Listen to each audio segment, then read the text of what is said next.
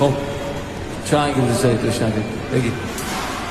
بگید خجالت نکشید.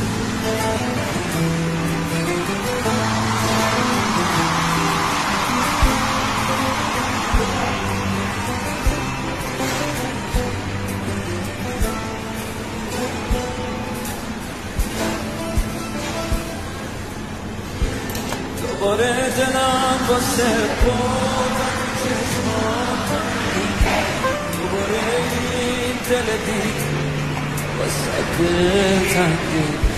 وقت از تو خوندن ستاره ترانه ها، اسم تو برای من قشنگ‌ترین آهنگ.